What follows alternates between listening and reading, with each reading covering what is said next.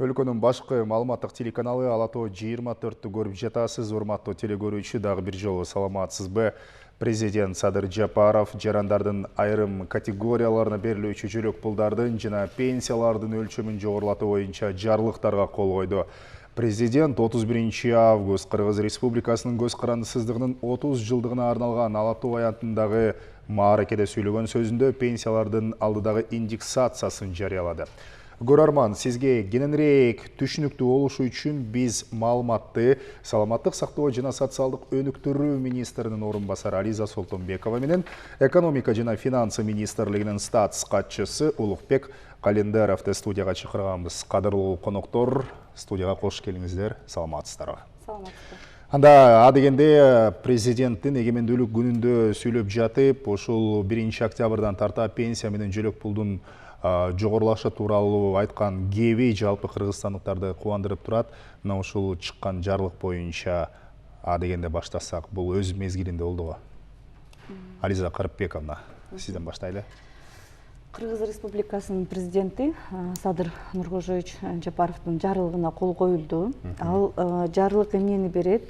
Биринчиден, ал жарлыкта 2021 жылдын 1 октябрынан тартып биздин мүмкүнчүлүгү чектелген балдарга 18 жашка чейин алардын бүгүнкү күнү алып аткан ошо социалдык пособиялар деп коесузбу, ошол төлөмдөрдү 50%га көбөйтүп берди.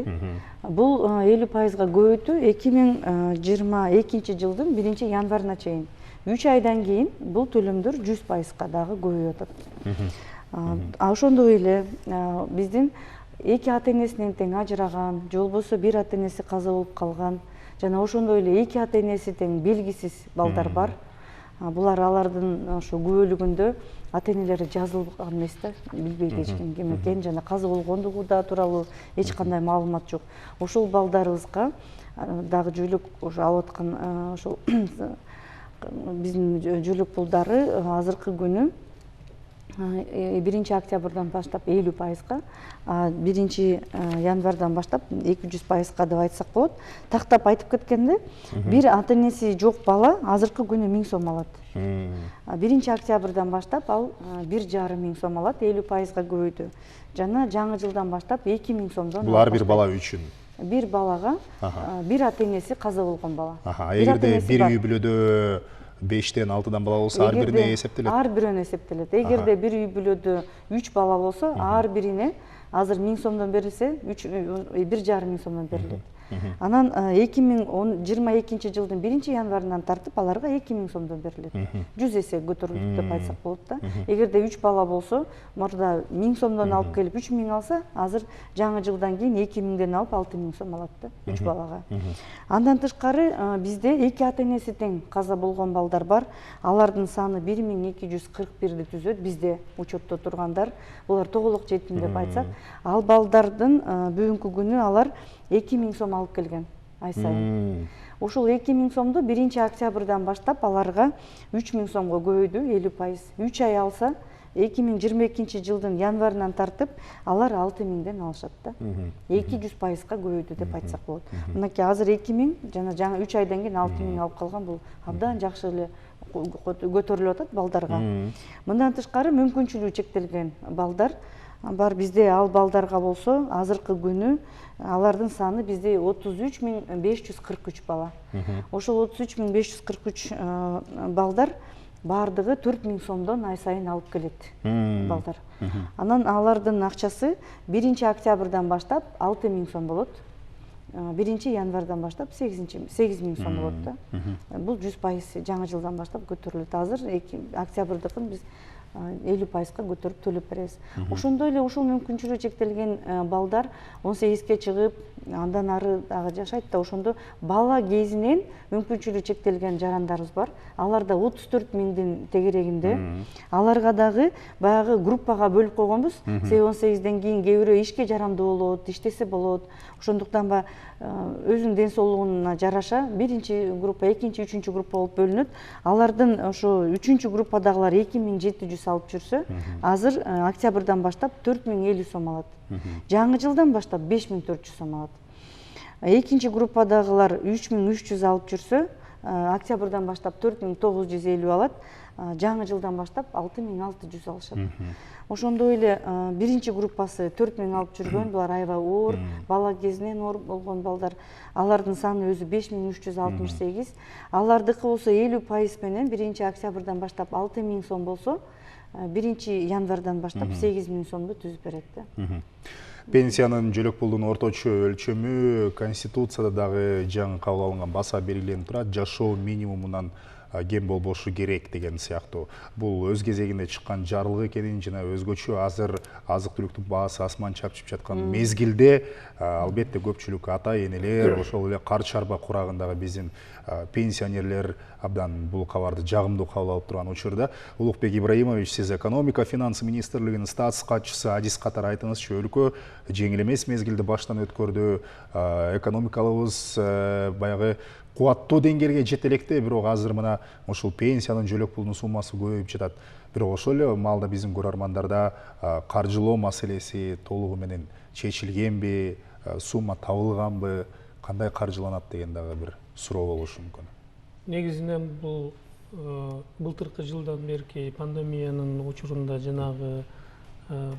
жана башка бир катар окуялардан кийин экономикабызда тиешелүү бир мындай бурулуштардан болуп кетип атат. Ага карабастан биздин баш мыйзамыбыздагы мына референдумда кабыл алынгандан кийин бул жагынан социалдык жактан камсыздоолорду жеткиликтүү деңгээлде ошол конституциябызда көрсөтүлгөн нормаларды бийлик бутактарында тарабынан, президент тарабынан толук кандуу аткаруу максатында приоритеттүү тармак катары ошол социалдык жакта муктаж калкты мамлекет өз кепилдигине алып багып ала тургандык дараметін көрсөтүүнү биринчи приоритеттүү жол коюлуп, бүгүн ушул жарлык кабыл коюлуп отурат. Ал эми өзүңүздөр билгендей, ар бир укуктук акты кабыл алуулардын негизинде бул финансылык жактан, экономикалык жактан анализден, эсептөөдөн өткөндөн кийин гана кол коюлат деп көрсөтүлүп турат мыйзаматтарыбызда. Андыктан бүгүнкү күндө тиешелүү иш чаралар жүргүзүлүп, ушул социалдык тармактагы маселелерди чечүү жагынан гана жарлыктар кол коюлуп отурган учурда, буларды камсыздоо иретинде дагы бир катар экономикалык, финансылык жактан тиешелүү иш чаралар жасалып, анан кийин камсыздоо эртеңки күндө кепилдиктүү аткара турган мүмкүнчүлүктөргө жеттик деп мен ишендирип айтып кете алам. Себеби бүгүнкү күндө ошол эле учурда экономиканын тармагындагы стабилдештирүү фонду боюнча дагы жарлык кабыл алынып отурат. Ал боюнча дагы айтып кетсек болот, ошол эле учурда бир катар мыйзамдарга өзгөртүүлөр киргизилип атат. Министрлер кабинети тарабынан экономиканы стабилдештирүү жана анын алдыга өнүктүрүү, жумуш орундарын түзүү, салык саясатындагы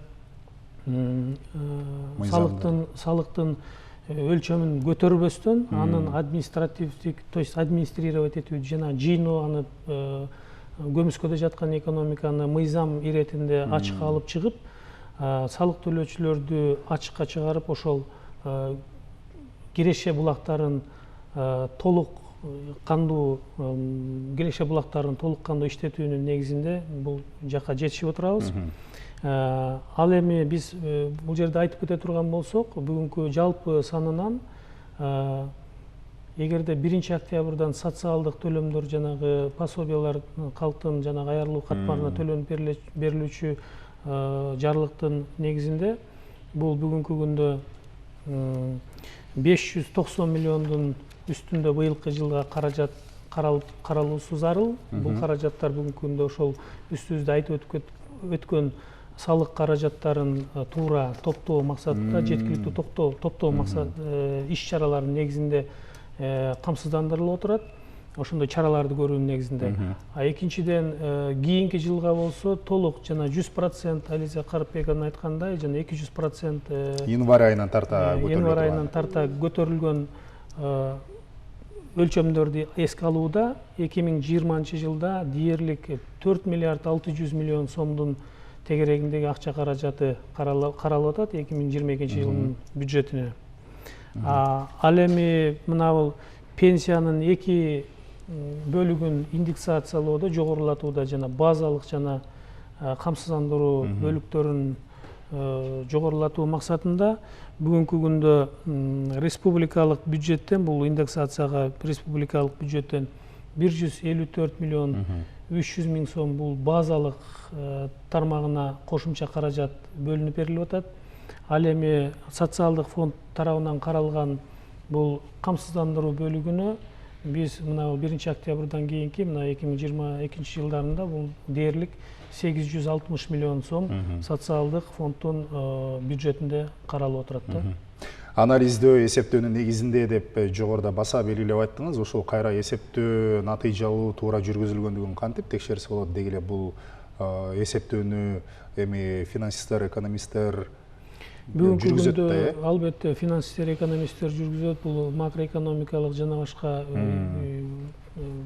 дээрлик мамлекеттик экономикадагы жана киреше алып келүүчү булактарды эсептеп, анализдеп чыгуунун негизинде болуп жүргүзүлөт. Буга чейин дагы бир катар массалык маалымат каражаттарында кээ бир маалыматтар таркалып жатты. Биз ошондо салык кызматы аркылуу же болбосо бажы кызматы аркылуу бир салыктын өлчөмдөрүн көбөйтпөстөн, бирок анын киреше булактарын салыкты администрациялоо жолу боюнча чогултуунун, киреше булактарын чогултуунун жолдорун жогорулатуу же болбосо орусча айтканда улучшение менен ушул жолдорго барып атабыз дагы. Буга чейин айтып кете турган болсок, жана геолокациянын негизинде бир шарттуу түрдө мисал келтирип айта турган болсок, эгерде 10 миң бир административдик территориалдык бөлүктө 10 миң ишкердик субъектисин көрсөтүп турган болсо, ал эми биз жанагындай адрестүү ар бир көчөнү ар бир жакты изилдеп карап чыкканда, ал жерде өзгөчөлүктөр болуп атат. Бир канча жүздөгөн субъектилерге карата көп субъекттер иш аракеттерин жасагандарын көрүп отурабыз дагы. Анан бул жактан налог салык төлөөчүлөрдүн арасында дагы жанагы социалдык теңсиздикке баары бирдей мыйзамды тең аткаруу шарттарын дагы камсыздап кетели деген жакшы бир өңүттөгү иштер жүргүзүлүп атат. Ошол иштерди жандандырышыбыз керек. Бүгүнкү күндө баардыгын көмүскө экономиканы ачыкка чыгарышыбыз керек дагы социалдык теңчилик менен. Анан эң негизги эле болуп отурган иш бул биздин граждандык атуулдук парзыбыз. Ошол муктаждыкка атуулдук парзыбыз бул жанагы социалдык муктаждыкка мамлекет тарабынан кепилдик алына турган жарандарыбызды биз биринчи иретте аларды камсыздандырууну колго алышыбыз керек. Ализа Карпековна, жалпы Кыргызстан боюнча 715.500 пенсионер бар экен. 1 октябрдан тарта индексациялоо жүргүзүлөт деп отурабыз. Орточо пенсиянын суммасы канчага жогорулайт? Биз азыр пенсияны жогорулатууну айтуунун астында айтып кетиш керек. Ар бирөөнүн пенсиясы өзүнө иштеген тажрыйбасына жараша өзүнчө түзүлгөн. Ошондуктан баардыгына мындай персоналдуу түрдө кароо менен жүргүзүлөт. Биринчиден, жана Кыргыз Республикасынын президентинин ушу пенсиянын базалык жана камсыздандыруу бөлүктөрүн индексациялоо жөнүндө жарлыгы биринчиден ошол биздин Кыргыз Республикасынын пенсионерлерин колдоо максатында кабыл алынгандагы. Ал 2021 жылдын 1 октябрына чейин дайындалган пенсиялардын базалык жана камсыздандыруу бөлүктөрүн 2021 жылдын 1 октябрына тартып индексациялоо жүргүзүү бизге тапшырылды да. Ошондо бул боюнча азыр иштер толук кандуу аткарылып жатат.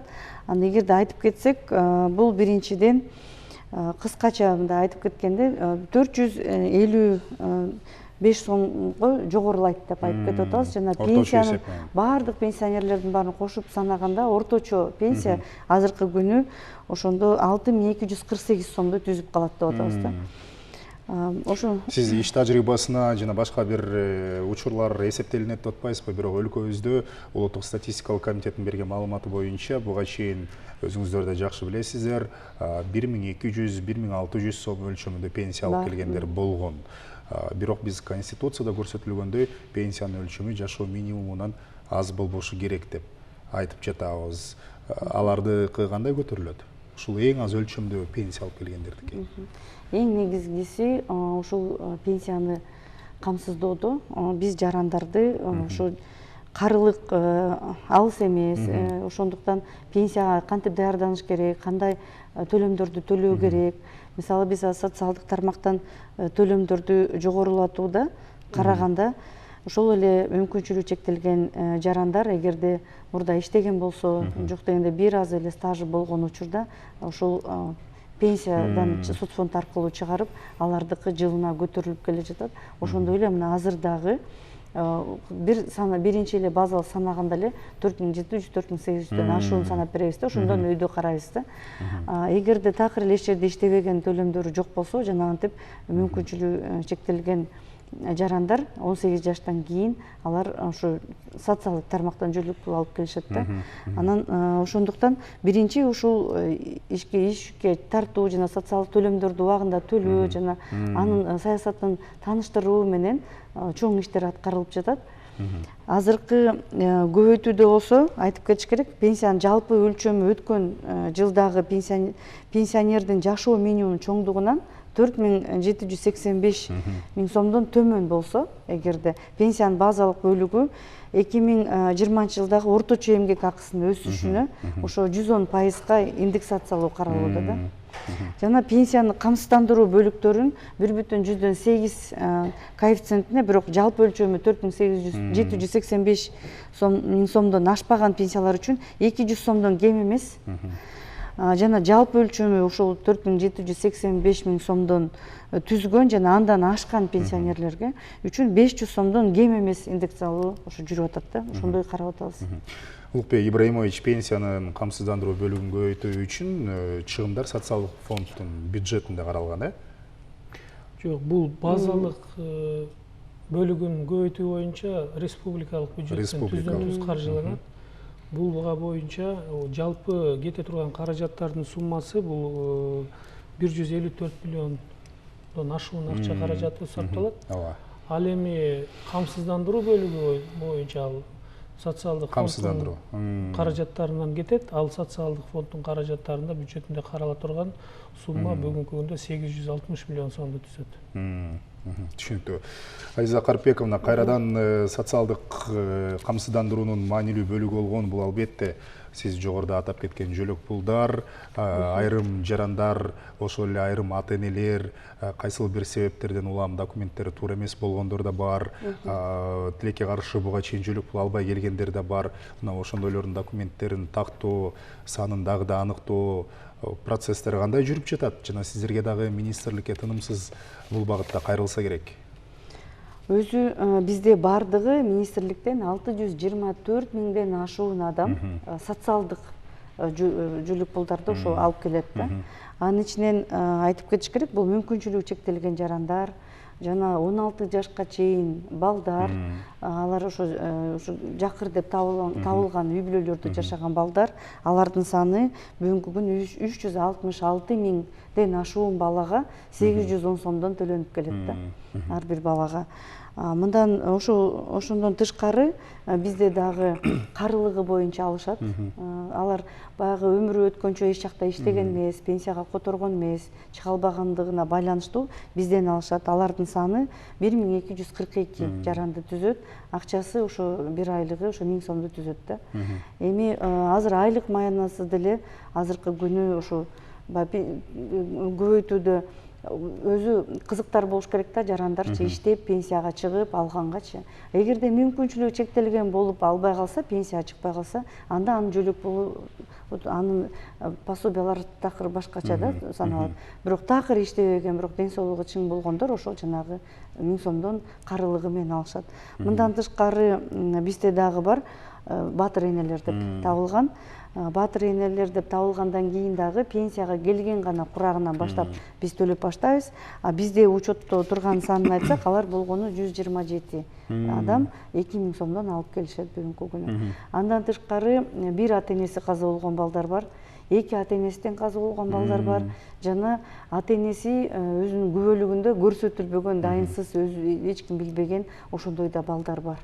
Аларга дагы мамлекеттик жактан атайын жөлөк пулдар ошо төлөнүп келет да.